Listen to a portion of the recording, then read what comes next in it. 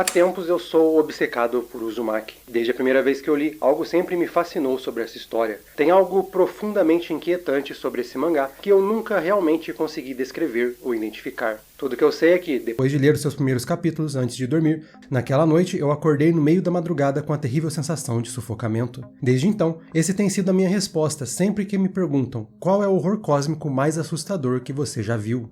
Junji Ito se tornou uma lenda dos mangás. Enquanto essa mídia tem uma gama de histórias fantásticas, Ito se tornou um dos queridinhos pelas suas artes detalhadas com o horror corporal, mas também por causa das suas ideias completamente fora da caixa, que muitas vezes deixam as pessoas desconfortáveis, mesmo com apenas imagens estáticas. Mestre da arte da virada de página, sempre colocando uma grande tensão em um último painel, antes de te chocar logo na próxima. Como fã da arte de Ito, confesso que não é toda história que eu sou fã, ou acho genial, mas quando ele acerta, temos narrativas memoráveis, como o agoniante O Enigma da Falha de Amigara, aquele que vai fazer você sempre chutar sofás antes de sentar neles, A Cadeira Humana, e um dos mais malucos e possível inspiração para vários terrores analógicos, Hellstar Remina. Mas Uzumaki sempre foi o seu mais provocante e sempre lembrado como a sua obra-prima. E depois de tanto tempo pensando sobre suas espirais, eu finalmente entendi o porquê esse é um mangá tão devastador. E uma vez na nossa mente, ele parece entrar no nosso subconsciente, como uma broca em uma bela espiral simetricamente perfeita.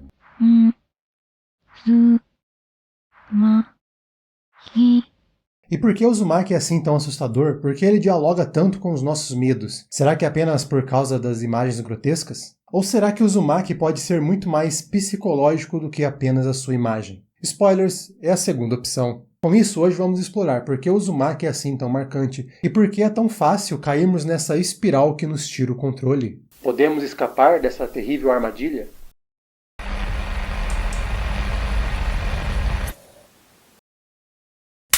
Você sabe o que pode ser tão assustador quanto uma espiral? Os buracos que os seus dados vão parar na internet. Se você gosta de se sentir seguro ao navegar nas interwebs, como dizem os jovens, você deve se proteger. E para isso você pode contar com a NordVPN. Você não só pode navegar com privacidade, mantendo os olhares curiosos bem longe do seu tráfego de dados, como a NordVPN também conta com o importante Dark Web Monitor, serviço que verifica se seus dados foram vazados e estão sendo vendidos ou distribuídos em sites não indexados na temida Dark Web. Sabe aquelas mensagens do Zap Zap que você recebe do nada? Talvez o seu número possa estar sendo distribuído em alguns desses sites. Ah, mas eu não me preocupo tanto com isso, eu não fico entrando em sites perigosos. Mesmo se você ignorar que a nossa internet é bem vulnerável, tem algo que eu sei que você não pode ignorar: perder dinheiro. Então por isso, com a NordVPN, você também pode acessar o catálogo de diferentes países dos streamings que você já paga. E com isso você pode aproveitar ao máximo as várias assinaturas que você já tem. Quer desbloquear a sua internet e aproveitar tudo que você já paga? Tudo isso com segurança? Clique no nosso link que vai estar na descrição e ganhe um desconto especial no plano de 2 anos e ainda ganhe 4 meses grátis. E se você está em dúvida, é só testar. Se você não gostar, a NordVPN devolve o seu dinheiro em até 30 dias. Mais uma vez, clique no link da descrição para aproveitar a NordVPN e ainda ajudar o Central Pandora a continuar navegando pelos muitos universos da ficção científica. Olá, boa tarde. Eu gostaria de saber se o gravador que você me mandou ainda está disponível. Você ainda está procurando gravador? Ah, sim, eu achei um meio caro, mas eu acho que vale a pena o investimento. É aquele famoso 1% que a gente tem que fazer sempre melhor, senão o canal acaba esquecido. Para início de conversa, eu acho que a força de Uzumaki está na mídia que essa história é contada, unindo todas as vantagens e as forças que estão na literatura em um livro com as vantagens de uma mídia mais visual. O mangá, e quadrinhos de forma geral, te permite gastar o tempo que precisar e quiser em cada um de seus painéis, e como o Uzumaki depende de um constante aumento em tensão, o tempo que gastamos observando cada um desses painéis é algo importante para a construção da história. Então, com cada troca de página, você sente a paranoia que cerca toda a saga de Kirie e Shuichi. O Uzumaki é a história de, espirais. Contada através do ponto de vista de Kirie, vemos como a cidade de Korozucho começa a ser atormentada pela presença de espirais, que começam a encantar alguns e aterrorizar outros. Primeiro, essas espirais começam a surgir de forma sutil, na natureza, e então em padrões que já estamos acostumados, e nem mesmo ligamos. Mas eventualmente elas se tornam cada vez mais presentes, mais sufocantes, e onde as pessoas olham estão as espirais. Aos poucos, tanto aqueles que se apaixonam por elas, quanto aqueles que são aterrorizados pela forma, acabam sendo levados ao extremo, tendo seus corpos e mentes distorcidos pela tão recorrente espiral. Uzumaki nem sempre é uma leitura fácil, principalmente porque, apesar de ser uma das mais longas histórias de Ito, tal como Tomie, ela é uma história longa composta por várias histórias pequenas, que algumas vezes não parecem tão conectadas. Com isso, há um certo efeito chicote entre algumas histórias, principalmente quando algumas das mais perturbadoras são seguidas por algumas das mais fracas ou desinteressantes. Entre seus mini-contos, vemos como os cidadãos de Koruzo se tornaram caracóis gigantes, ou então se contorceram para ficarem igual à sua obsessão. Gangues de crianças que controlam tornados, grávidas mosquitos, faróis que queimam com o poder da sua luz, a fumaça do crematório sempre formando uma espiral, barro vivo e até mesmo um romance do tipo Romeu e Julieta que também acaba em uma espiral. E aos poucos toda a cidade se torna uma grande espiral, até mesmo com buracos na própria linha do espaço-tempo, atormentada por tempestades, tufões e ciclones, sempre mantendo a mesma forma, a mesma bela perfeição nas curvas de uma espiral. Parte da inspiração de Uzumaki vem da infância de Ito, que teve convivência com as casas geminadas no Japão, e por isso ele teve a ideia de contar a história de pessoas sendo moldadas dentro dessas casas. A ideia da espiral veio quando ele observou aqueles venenos para mosquito. Você sabe, aqueles que a sua avó usava e deixava o quarto todo inabitável. Por espirais serem um símbolo positivo no Japão, Ito decidiu subvertê-las em terror, e claro, combinou isso tudo com uma clássica história Lovecraftiana sobre protagonistas enfrentando um destino inevitável nas mãos de um horror incapaz de ser compreendido. E é aqui que vem algo interessante, porque quando foi perguntado o que significa as espirais, Ito disse que não tem a menor ideia. Ele não pensou numa representação exata delas. Ele só teve a ideia, ele gostava da forma. Então tem como encontrar uma resposta para o que representa as espirais? É possível saber mais do que o autor?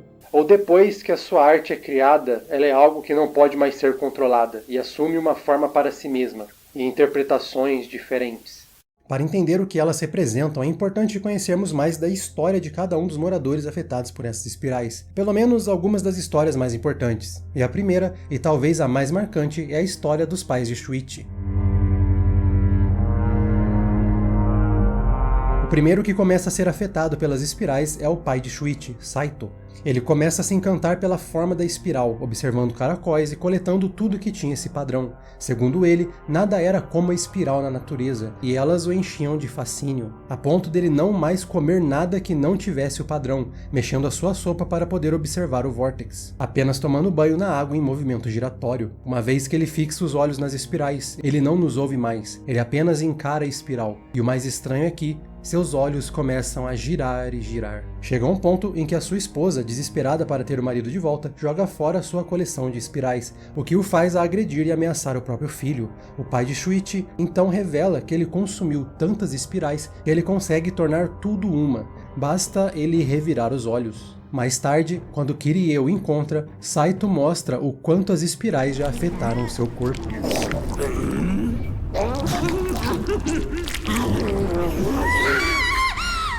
No fim, a sua obsessão se torna tão grande que ele acaba tirando a sua vida, mas não de forma simples. Quando chegam em casa, Shuichi e sua mãe encontram um tonel de madeira, e ao abrir a tampa, Saito se tornou o objeto do seu fascínio. Ele escolheu a morte ao se livrar do seu vício. Sim, algo que fica bem óbvio na primeira história contada em Uzumaki é que é muito fácil fazer um paralelo com vícios, seja em bebidas, em drogas, no jogo do tigrinho. É sobre ser pego por algo que aos poucos vai dominando a sua vida. O momento que ele agride a própria família que está tentando ajudar ele a superar esse vício é com certeza uma realidade para muita gente que viu esse tipo de vício de perto. É um dos momentos mais aterrorizantes de Uzumaki, mesmo não tendo praticamente nada paranormal acontecendo. A história de Saito nos mostra o que acontece quando somos pegos por algo que é difícil de escapar, e o que acontece quando o problema é notado tarde demais. A espiral representa quase que uma queda para algo, uma queda livre para ser dominado, consumido e eventualmente destruído por aquilo que você tanto ama, mas não percebe que pode ser completamente nocivo. Acho que é até por isso que essa primeira parte tende a ser considerada melhor e uma das mais lembradas, principalmente a cena do tonel, porque é ver alguém ser completamente consumido por algo intangível, mais forte do que si mesmo, e a culpa de que talvez pudesse ter feito algo para ajudar, o que nos leva diretamente para Yukie, que nos lembra que a sombra da espiral não some assim tão facilmente. A mãe de Shuichi, Yukie, é a primeira a notar que durante o crematório a fumaça do procedimento formava, como é de se esperar, uma espiral negra, a mancha que nunca mais abandonará a sua vida, a sua família e a própria lembrança de Saito. Depois que ele já partiu, ele ainda continua manchado e nunca escapará do seu vício.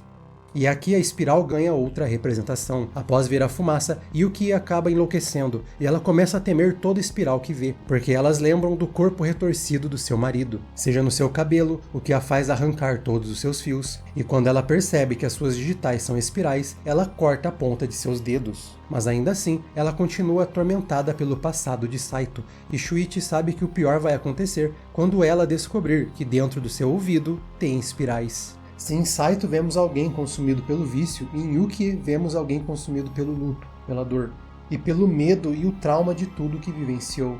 Uma obsessão, até que natural, pelo que foi perdido, mas que se não tomarmos cuidado, também nos consome. Nos joga em uma espiral de depressão, tristeza e autoflagelo. Atormentada pelo fantasma do marido, Yukie acaba sendo convencida de que há espirais em seu ouvido, e ela usa uma tesoura para se livrar da última lembrança de seu trauma. Mas ao perfurar a sua cóclea, Yukie acaba perdendo completamente o senso de equilíbrio, e ela acaba para sempre em um estado de vertigem, caindo em uma espiral infinita que a mata de desespero. E a sua fumaça também ascende aos céus como uma espiral negra, a imagem da sua dor e luto superando a sua existência e marcando para sempre a sua memória como a única coisa que ela poderia ser.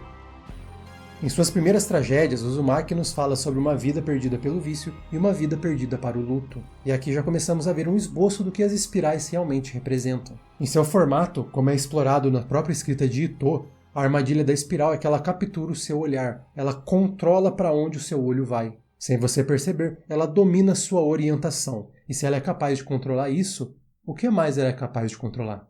Depois de muito tempo pensando sobre Uzumaki, sobre o porquê ele é tão aterrorizante, começaram a analisar essa história, sobre tragédias de pessoas que perderam suas vidas por seus medos, pelas suas paixões, pelos seus vícios. Me ajudou a entender por que essa história sempre me pareceu tão sufocante. E essa é uma observação que não vem do nada. O enigma da falha de Amigara é sobre pessoas que encontram buracos com formatos perfeitos para elas. Isso torna uma obsessão para quem os vê, e eles entram felizes nessas falhas. Mas do outro lado, vemos que seus corpos foram retorcidos e eles são moldados por algo que eles achavam que era um encaixe perfeito, os deformando para sempre. Ito não é estranho ao assunto de falar sobre como é assustador, algo que parece nos atrair e nos encaixar, mas que vai acabar nos destruindo.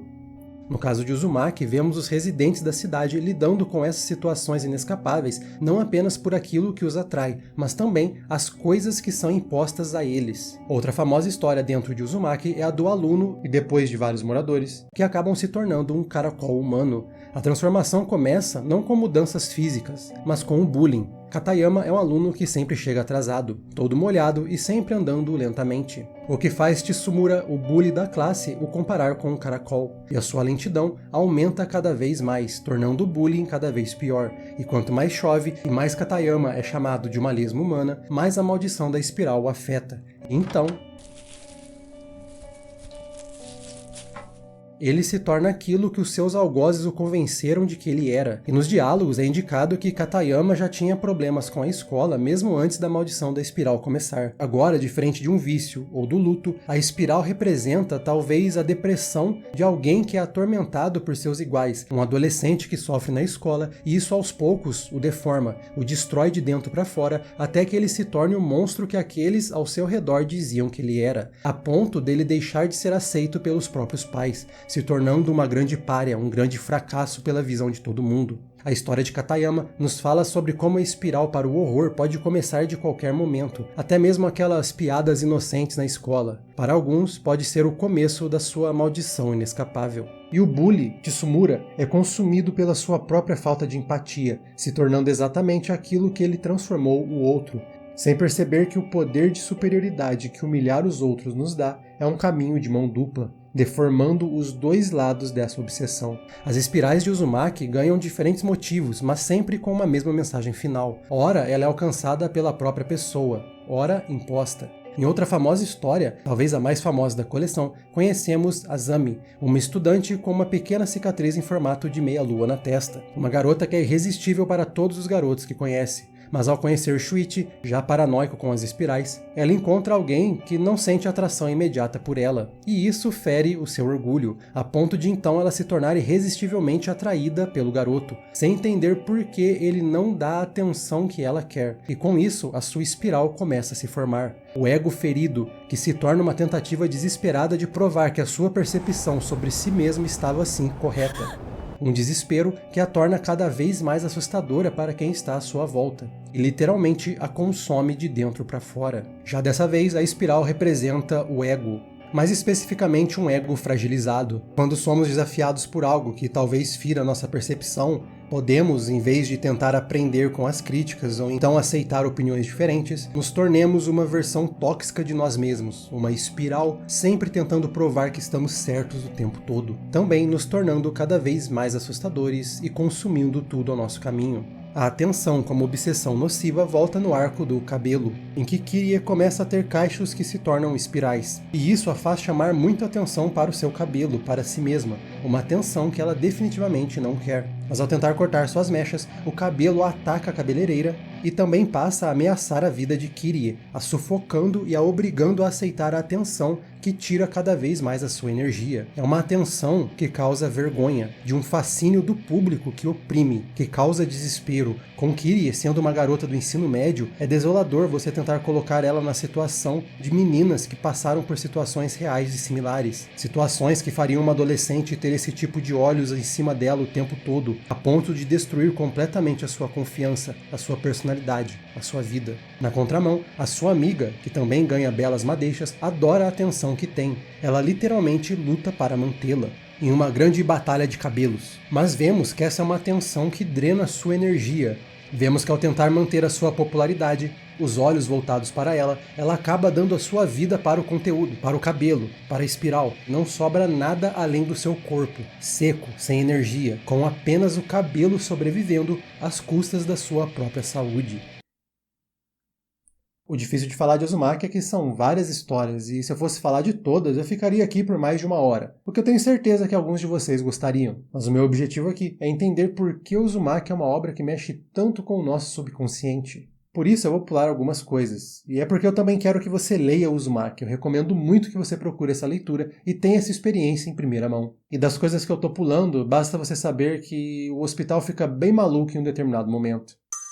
Toda a história que compõe o arco da cidade de Kuroso começa com premissas similares, um ponto que vai se desenrolando em algo cada vez maior. Mas enquanto vemos essas pequenas histórias, logo a própria cidade vai mudando de forma tão grotesca quanto os corpos, com tornados devastando todo o local, com as casas mais resistentes logo ficando cheias de pessoas que começam a se enroscar em nós e se tornarem espirais, até que não exista mais nada além da espiral, dominando tudo. Vemos a distorção da própria humanidade como conceito. A primeira coisa que começa a acontecer é que pessoas começam a usar a situação para ganho pessoal, para poder. Primeiro, a gangue das borboletas, órfãos que por revolta e tristeza começaram a surfar nos tornados que eles podiam criar com o movimento dos braços. Mas logo a diversão se tornou destruição, e uma forma de fugir de seus traumas, causando traumas aos outros. Eles se perderam completamente no poder que conseguiram, se tornando monstros que tiravam dos outros o que foi tirado deles. E a gangue das borboletas acaba sendo derrotada e absorvida pela gangue das libélulas, muito mais cruel e violenta, e que a sua paixão por oprimir os outros usando os tornados se torna o seu próprio fim.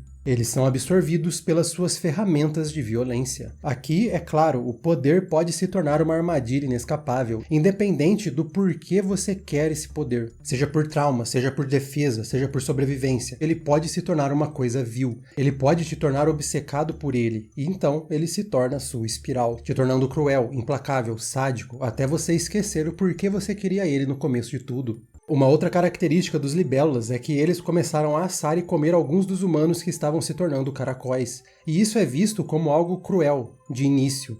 Mas não demora para que os sobreviventes também sucumbam ao mesmo comportamento por necessidade, tentando dar razão ao ato, argumentando que precisam continuar vivos. Mas logo alguns são rapidamente corrompidos, ficando viciados na carne dos caracóis, amarrando um de seus amigos, que começou a demonstrar sinais da maldição, em uma corda, e servir de alimento quando se transformar completamente. Mas vemos que não é mais por sobrevivência, é por crueldade, por maldade, se entregando com prazer ao que antes faziam por necessidade. Quando eles reconhecem que matariam uma criança recém-transformada em caracol, sem nenhum remorso e salivando pensando no sabor, eles são imediatamente contorcidos, transformados em espirais, transformados em monstros, com a espiral nos lembrando que até mesmo a sobrevivência é capaz de nos deformar se não formos capazes de manter a nossa humanidade.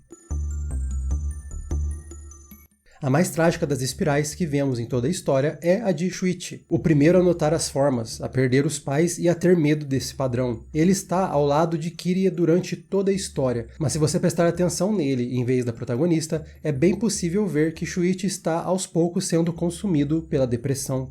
Enquanto na primeira metade de Uzumaki ele é enérgico, tentando alertar sobre as formas amaldiçoadas e protegendo Kiria a todo momento, vemos essa energia desaparecendo e ele se torna uma casca vazia, que enquanto até o fim faz de tudo para ajudar quem pode, sendo genuinamente um dos maiores heróis das histórias comicistas, é bem claro o ciclo de depressão e angústia que o engole. Shuichi é uma pessoa que não é ouvida, não é apoiada, mesmo que cercado por pessoas que realmente gostam dele, mas que talvez não compreendem completamente a sua aflição, os seus problemas e seus medos. Ele é solitário, mesmo amado por Kirie, porque ela não é capaz de enxergar a espiral dele antes que seja tarde demais. Por mais forte que ele permaneça, no fim, a sua depressão, a sua Uzumaki se torna demais e ele precisa descansar, finalmente desistir porque é tudo grande demais para ele. E isso acaba levando Kirie junto, que também não tinha mais opção. Finalmente, depois de tanto lutarem, eles são consumidos pelas espirais, que agora se tornaram grande demais para serem enfrentadas.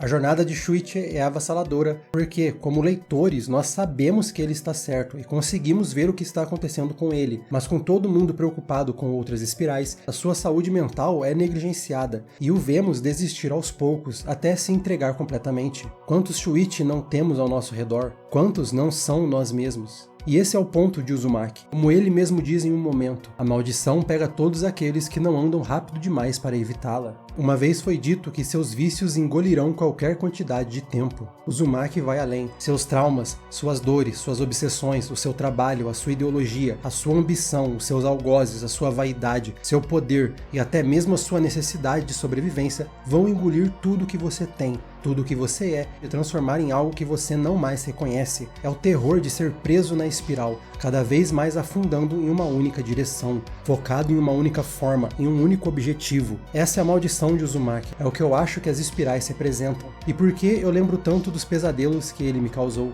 A sensação de ser sufocado de dentro para fora por si mesmo, e talvez por aquilo que você mais ame, muitas vezes sem perceber, se distorcendo, mudando, perdendo sua energia. O único jeito é ser mais rápido que a espiral e fugir da armadilha. Aprender que o mundo é mais do que essa forma, mais do que a depressão, mais do que o bullying, mais do que o vício, mais do que o trauma, é mais do que o luto. É mais do que uma única fumaça negra que você acredita que é. Tudo é possível de escapar, e é possível nos manter humanos até o fim, é o único jeito. Antes que o mundo se torne uma espiral gigante de desespero e medo, formada pelas espirais de cada um. O único problema é, você vai saber quando encontrar uma espiral?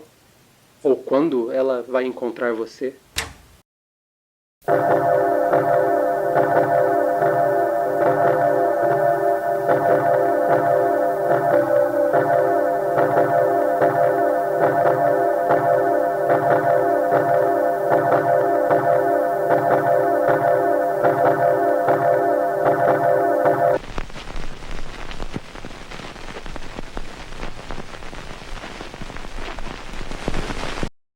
E como sempre, um agradecimento a você que assistiu esse vídeo até aqui. Obrigado por nos acompanhar. E um agradecimento ainda mais especial aos apoiadores que ajudam a nave do Central Pandora a continuar navegando pelos muitos universos da ficção científica. Como os nossos primeiros imediatos Joel Melo, Mestre J, Nostromo e Alisson. Os membros da Ponte de Comando Guilherme Moraes, Bruno Almeida e Ezequiel Moura. E os oficiais de ciências Pedro Borges, Santiago Friedrich, Everton Carpes e Luiz Carlos Matos.